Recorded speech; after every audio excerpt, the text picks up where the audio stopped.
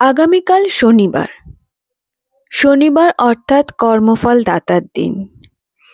যাদের সাড়ে সাতি চলছে সেই সব রাশি অর্থাৎ কুম্ভ, মীন ও মেষ রাশির মানুষদের সাড়ে সাতির প্রভাব থেকে মুক্ত হতে বা স্বস্তি পেতে কোন উপায় করতে হবে, এটা জানার আগে আমার চ্যানেলটাকে অবশ্যই আপনাকে সাবস্ক্রাইব করতে হবে এবং ভিডিও ভালো লেগে থাকলে লাইক ও শেয়ার করতে ভুলবেন না।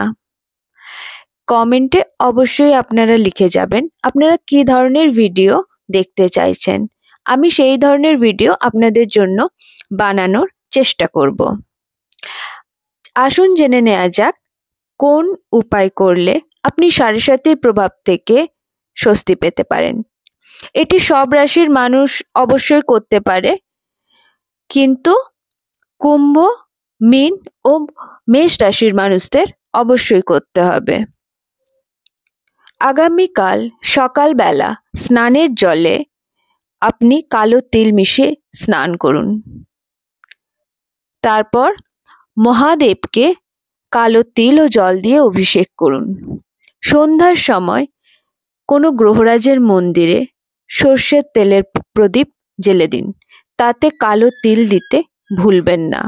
সেখানেই বসে চল্লিশা পাঠ করুন। যদি কোনো গ্রহরাজের মন্দির না পান তো আপনি অশ্বত্থ গাছের নিচে একটি সর্ষের তেলের প্রদীপ জ্বেলে দিন। এবং খুব ভালো ফল পেতে, শীত পড়ে গেছে, প্রত্যেকটা গরিব মানুষের পাশে দাঁড়ানো আমাদের কর্তব্য। যারা রাস্তায় কাজ করে তাদেরকে চা পান করান। চা বিতরণ করা খুব ভালো একটা কাজ। যারা রাস্তায় কাজ করছে, মজদুরি করছে, তাদের চা বিতরণ করলে গ্রহরাজ খুব খুশি হয়। এই উপায়গুলি করলে আশা করি আপনারা ভালো ফল পাবেন।